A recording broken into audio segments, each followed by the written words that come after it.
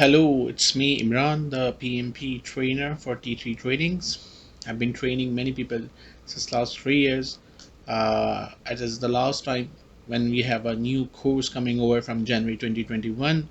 Many of the students are going over and trying to pass the exam as soon as possible.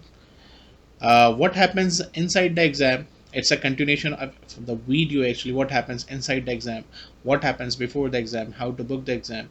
And the next video will be about what are the challenges faced during the online exams to all the aspirants.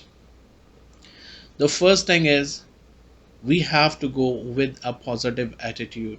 In all my trainings, especially on the last day, I always give 5 to 10 minutes motivational speech that look, you have learned a lot of information. Do not distract yourself. I didn't study that book.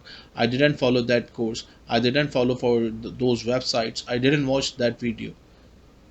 For learning, you have the whole time available for the whole life. To master yourself, you need to put yourself in a plan.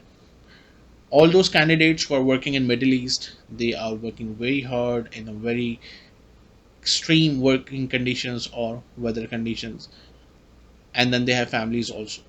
So yes, it's a very challenging task and you have to believe in yourself, because the information which was provided to you in boot camp, the tips and techniques which were provided you during the course, that was more than enough to pass the exam. And if you will listen to all my success stories who have passed, they have one single thing in common. They always say, Imran, we just followed what you advised us, not more, not less. So do not do goal plating in that context. Why you have to believe in yourself? Because if we are feeling the fear of exam, if we are hesitant, and why we'll be feeling hesitant? Because I will overthink about myself. I will not do this. I didn't do that. Maybe I missed a part. Maybe I missed a paragraph. There are many things you might have missed. The point is, you should have the concrete knowledge.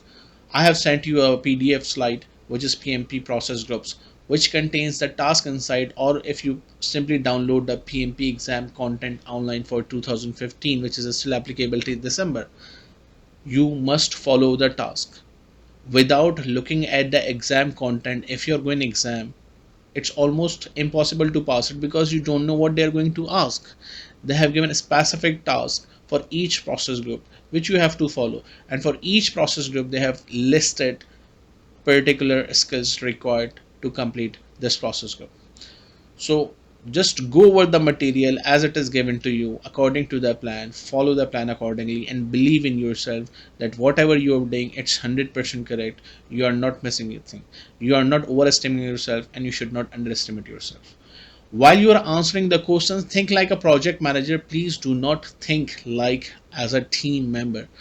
Majority of you sometimes are working as team members, so please do not think like a team member. Think like a project manager. You are managing a team. A team could be a smaller size of 5, a team could be a bigger size, and it's always advantageous or prescribed by PMI when you are learning PMP. Think about a project which is happening in multiple locations, in multi-million dollar investment, hundreds of people working across different continents. So your decisions and actions will bring a huge impact on them. Do not just try to enlist, oh yes, my action will be like this. So you have to think like a project manager. During the exam, the time management is one of the amazing things you have to follow, because you are the project manager. You are under the time constraint. You have to balance the constraints. How you have to balance the constraints? There are 200 questions in 4 hours, which means for one question you have 1 minute and almost 20 plus seconds. No problem. There are many questions which you could solve it in seconds, like 5 seconds to 10 seconds. They are very direct.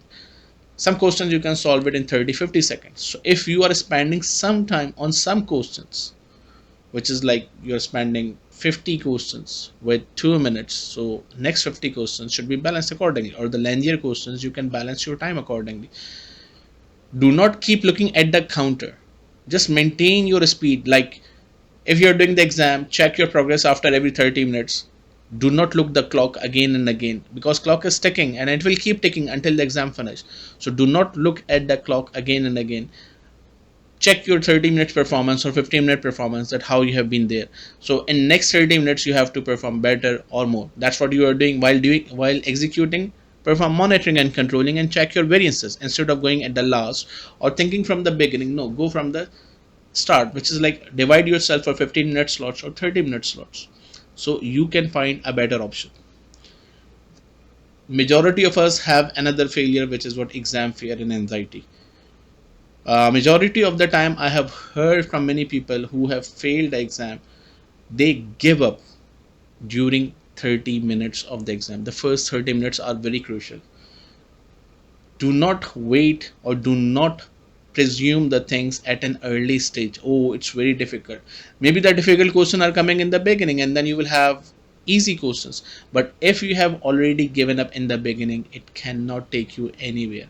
You are just overestimating the situation.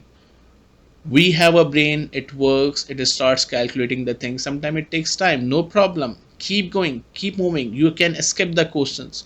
But before going to a break, and if there is no break, you can come back as many times you like.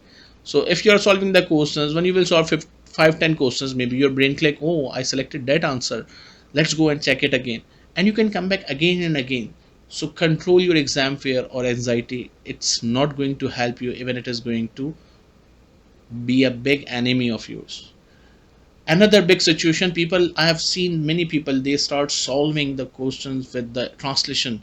What is the meaning of it? I want to know what is it, because if I don't know, how will I calculate it? This is just perfect time wasting. You need to understand the story. To understand the story, you cannot read. This is not English literature exam, this is project management exam. Do not fall into the trap of difficult words. It's there just to complete the sentence. Read it, find the problem. Where is actually the real problem? There could be a 5 line questions. I don't care. Find a real problem. Forget the whole story. Okay, his story is background information, but look what is the problem they are going through. Your focus should be on the problem, not on the translation of the words. So do not think that I am not a native speaker, so I cannot understand it and I may answer it wrong. If you have this fear, I may answer it wrong, this will never let you pass the exam. Keep revisiting the questions, you can still do it, and always think you are the best. If I can do it, this is my belief. I cannot do it, this is also my belief. So it's all about our belief, how we see the things. So it's my better advice. Think like a project manager, think positive, believe in yourself, you can do it. No one can stop you for that. Thank you very much. Best wishes. Good luck.